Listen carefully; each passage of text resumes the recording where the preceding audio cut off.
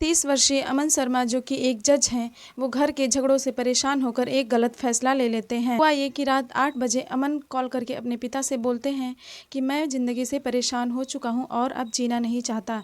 यह बात सुनकर पिता रात के 12 बजे अलवर से खुद ही गाड़ी चलाकर दिल्ली पहुंचते हैं। वहाँ जाकर पता चलता है कि पति पत्नी के बीच कई दिनों से मनमुटाव चल रहा है।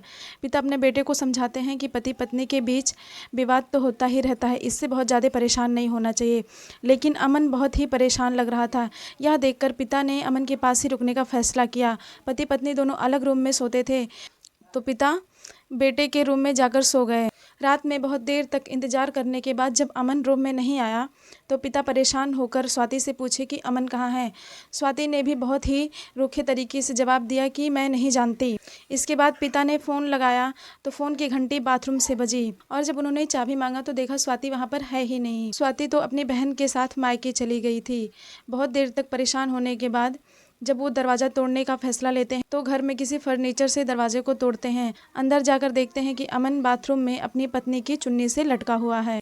फिर पिता ने अपने बेटी दामाद को कॉल किया और एम्बुलेंस से अमन को हॉस्पिटल लेकर गए, जहां पर डॉक्टरों ने उन्हें डेड डिक्लेयर कर दिया। दरअसल पिता बताते हैं कि अमन की शादी उन्होंने बहुत पहले ही अपने दोस्त की लड़की से तय कर रखी थी, लेकिन बाद में अमन से पूछने पर पता चला कि अमन तो किसी और लड़की से प्यार करता है। पिता को इससे क्या ही आपत्ति थी, वो तुरंत उस लड़की से अमन की शादी कर देते हैं।